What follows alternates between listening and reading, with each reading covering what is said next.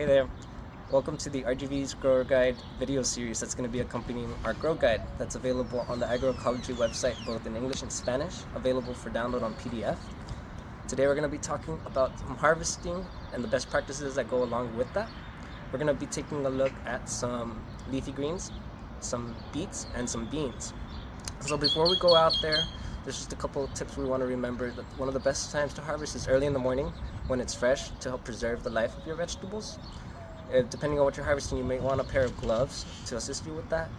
And if you're using any tools, you want to make sure they've been properly sanitized and, of course, hand washing techniques. And then most importantly, and we'll elaborate in the further sections, is storage techniques. Some of these may have to be washed or refrigerated. So let's go ahead and take a look. So this is kale, and I'm going to show you how to harvest it.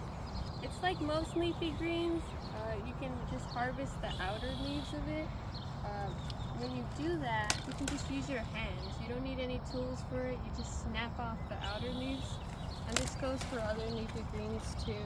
Kale is related to the brassica family. It is in the brassica family. It's part of the same family as broccoli and everything. So when you're doing this, when you're snapping off the outer leaves, you're leaving the inner leaves because the plant still requires energy to keep growing more.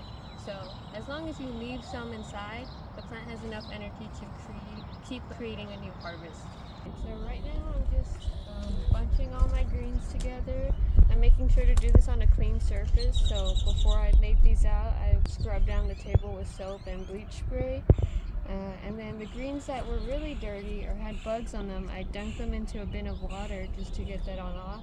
But of course, when you're actually going to eat these greens, you do want to make sure to thoroughly wash them and then eventually store them. Probably in a place that's really cold, but also has a good amount of moisture because they are still greens and they rely a lot on water moisture. Alright, so we're here in our beet field. The beets get direct seeded and it takes about 60 to 80 days for them to be ready to harvest.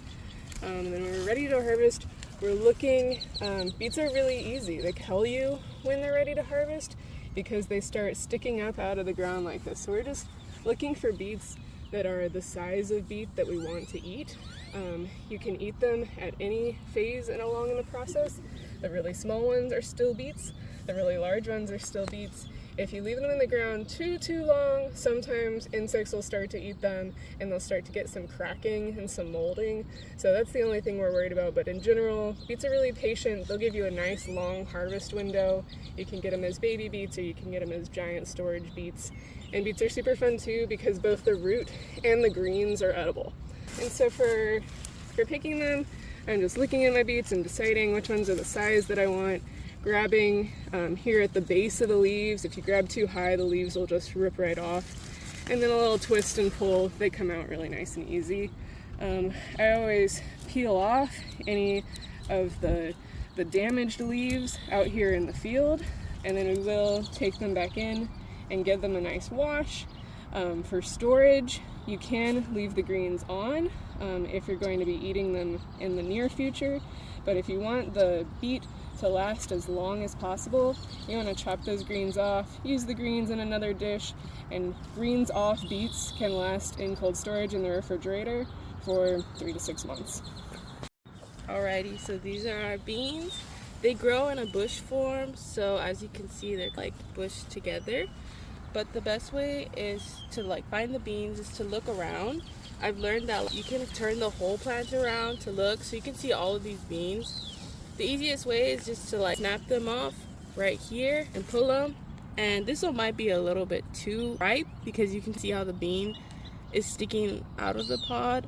So you want one that is a little smaller like this. If you see how there's a pronounced bean here and here it's more in the pod.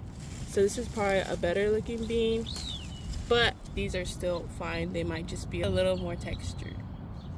And then you don't have to wash them or anything unless the rain has beat up the dirt onto the beans. But if not, you just store them in a fridge.